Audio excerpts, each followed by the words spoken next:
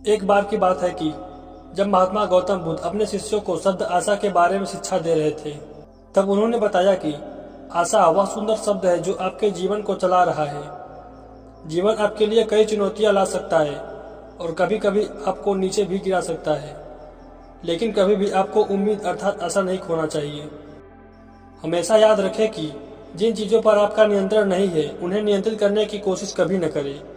बस प्रक्रिया का पालन करें और उसे अपनी कड़ी मेहनत में लाएं। फिर बुद्ध आशा शब्द को कहानी के माध्यम से समझाते हैं और कहते हैं कि एक बार एक आदमी था जो एक व्यवसाय चला रहा था। उसे उस व्यवसाय में गंभीर नुकसान का सामना करना पड़ा और उस व्यक्ति को व्यवसाय चलाने के लिए अपनी संपत्ति और कारों को बेचना पड़ा। ऐसी स्थिति को देखकर बेटे ने अपने पिता से पूछा, जब आप घाटे में हैं तो आप अभी भी व्यवसाय क्यों चला रहे हैं? आप कारोबार बंद क्यों नहीं कर देते? पिता ने मुस्कुराते हुए उत्तर दिया, बेटे, जीवन हमारे लिए कई चुनौतियां ला सकता है और यहाँ तक कि हमें नीचे भी धकेल सकता है, लेकिन जब हमारे पास आशा होती है तो हम किसी भी चुनौती को पार कर सकते हैं। इस बात पर बेटा कहता है, आशा हमारी मदद कैसे करेगी? पिता ने कहा, ठीक है, चलो मैं तुम्हें दिखाता हूँ।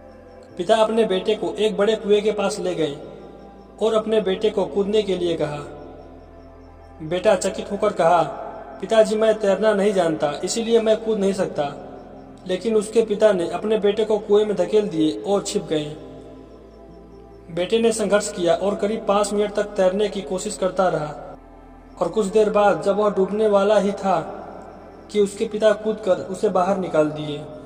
अगले दिन पिता फिर से अपने बेटे को कुएं पर ले गए और उसे फिर से कूदने के लिए कहा। लड़का कुछ हिचकिचाहट के साथ कुएं में कूद गया। लड़का फिर से तैरने के लिए संघर्ष करता रहा और उसने जोर जोर से धक्का दिया। समय चलता रहा और 15 मिनट बाद भी वह खुद को धक्का दे रहा था। तब पिता ने आकर अपने पुत्र को कुएं से बाहर निकाला। पिता ने अपने बेटे से पूछा, तुम कल से ज्यादा जोर क्यों लगा रहे हो? पुत्र ने उत्तर दिया, जब आपने मुझे कल कुएं में धकेल दिया था तो मुझे समझ में नहीं आ रहा था कि मैं क्या करूं। इसी डर के मारे मैं डूबने वाला ही था कि आपने आकर मुझे बचा लिया। लेकिन आज मुझे पता था कि जब मैं डूब रहा होऊंगा तो आप मुझे अवश्य बचाने आओगे। इसी आस में मैं 15 मिनट तक तैरता रहा।